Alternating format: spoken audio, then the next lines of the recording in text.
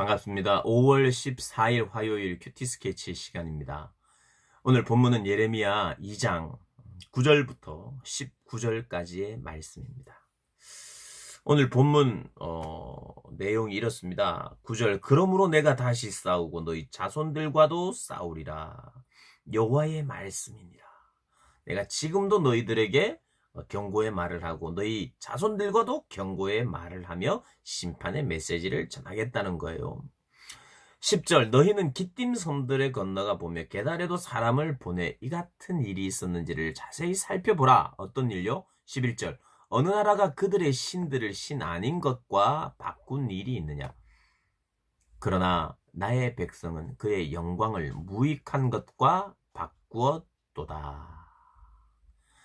이 말은 이런 겁니다. 11절에 실제적으로 진짜 신이 아닌데 그럼에도 불구하고 어떤 나라가 살아계신 어떤 신이 아님에도 불구하고 그 신을 일단 믿는다고 믿고 또 신을 모셨다면 그 신도 어느 나라도 바꾼 적이 없는데 내 백성은 진짜 참신을 섬김에도 불구하고 참신을 버리고 참신이신 하나님을 버리고 그 하나님의 영광을 무익한 것과 바꾸어 버렸다는 거죠.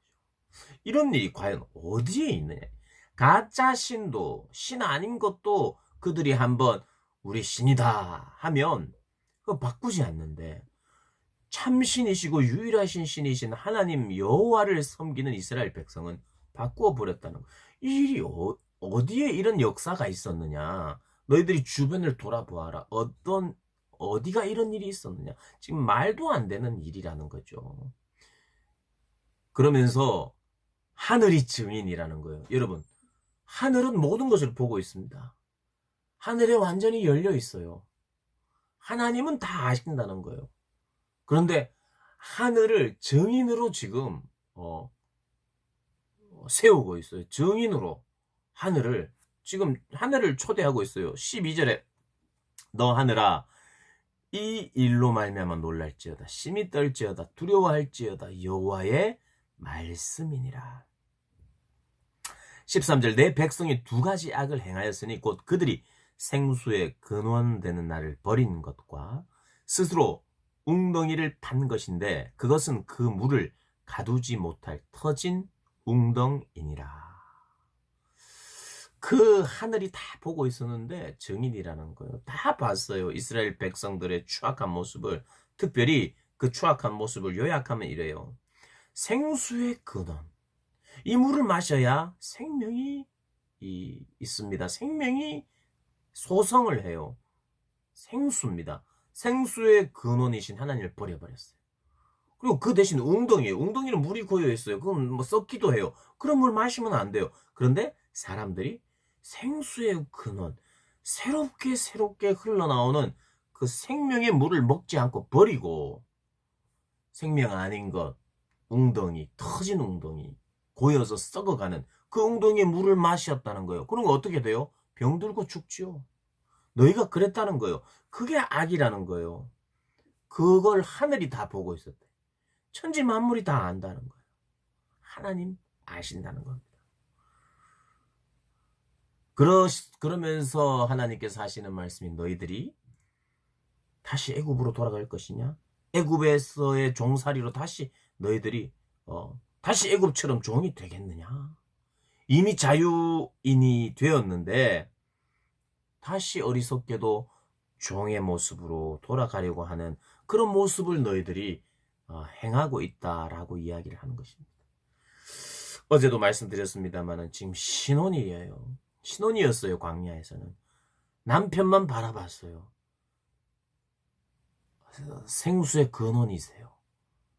의지할 남편이에요. 그런데 남편을 의지하지 않고 버리고 또 생수의 근원이신 그분을 버렸다. 이렇게 이야기를 합니다. 그래서 남편의 보호를 박탈당한 이스라엘이 되어버렸어요. 그러니 어떻게 돼요? 하나님의 보호를 박탈당했으니 그냥 옆에 있던 나라들이 그 시대에 좀 강한 나라들이 괴롭히는 거예요. 잡아먹는 거예요. 그래서 결국에는 하나님을 버리니까 여호와를 버리니까 힘이 들어요. 강대국들의 힘들 때문에. 그래서 이들이 어떻게 살았냐면 정치적 외줄타기를 했어요. 강대국인 여기 이 말입니다. 18절에 네가 시홀의 물을 마시려고 애굽으로 가는 길에 있으면 어찌 됨이냐. 또 네가 그 강물을 마시려고 아수르로 가는 길에 있으면 어찌 됨이냐. 네가 애굽으로 가기도 하고 살려고 물을 마시려고 또 아수르를 가기도 하고 강대국들에게 여기 갔다 저기 갔다 하면서 하는 것은 어찌미냐. 너희들 왜 그러냐. 너희들이 너희들의 보호를 박탈당했기 때문이다. 너희의 죄악 때문이다. 그래서 이스라엘 백성들이 정치적인 외줄타기를 여기 붙었다 저기 붙었다 하면서 자기의 생존을 위하여 나라들의 눈치를 보면서 지금 살고 있다. 그러다가 망할 것이다. 빨리 돌아오라. 내가 지금 징계를 내리는데 너희들은 회개하고 돌아오라는 거예요. 계속해서 말씀해도 안 되니까 너희들이 이제 심판을 받을 것이다. 적당한 심판을 받은 후에 내가 또 회복시켜 주겠다라고 말씀하시는 게 이게 바로 예레미야의 선지자의 이야기입니다. 오늘 이제 본문은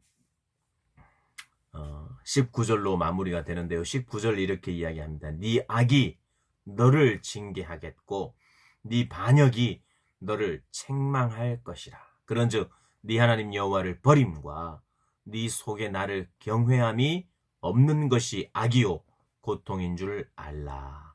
주만군의 여호와의 말씀이니라. 여호와를 버림. 여러분 우리가 여호와 하나님을 모시다가 내가 버려 한다고 버려지는 게 아니에요. 그런 말을 하는 게 아니에요. 내가 버렸어 한다고 여호와가 버려지고 이런 게 아니에요. 여호와 이리 오세요 이런다고 하는 게 아니에요. 그런 의미가 아니라 다른 것을 찾고 남편 아닌 자에게 남편이라고 말하는 것이 자기 남편을 버리는 거예요. 여호와를 버린, 여호와를 섬기고 사랑하고 그분만 의지하지 않는 것, 그게 바로 여호와를 버린 거예요. 그리고 그분을 두려워하지 않아요. 경외함이 없어졌어요. 그게 바로 악하다는 거예요. 여러분 우리의 악함이 성경이 말하는 악함이 무엇인지 분명하게 해야 돼요. 저 못된 놈, 저 악한 놈, 그러니까 악한 짓을 하고 나쁜 짓을 하고 오늘도 우리 학교에서 우리 반에서처럼 못된 짓을 하고 저게 악해. 여러분 그것도 악한 건 맞아요. 그러나 성경이 말하는 악함은 그 정도를 말하는 게 아니라 그게 본질도 아니에요. 악의 본질은요. 여호와를 경외하지 않고 두려워하지 않는 거예요. 그게 지금 악이라고 말해요. 여호와를 의지하지 않는 게 악이라고 말해요. 여호와를 의지하지 않는 것이 악이요? 고통인 줄 알아야 한다는 거예요. 혹시라도 내가 여호와를 의지하고 바라보고 이러지 않았다면 하나님 제가 악한 사람입니다. 저의 악을 용서해 주십시오.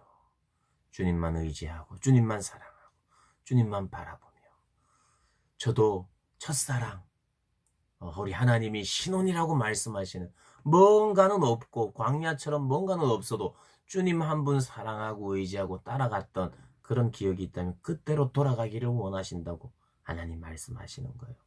우리 사랑하는 고등부 학생들 그리고 우리 선생님들이 그 광야의 신혼의 때 하나님과의 그 만남의 때 주어지는 것이 없어도 하나님만 의지하여 하나님의 인도대로 살아가기를 그렇게 바라고 또 회복되기를 바라는 그러한 우리 모든 분들이 되시기를 주님의 이름으로 축복합니다.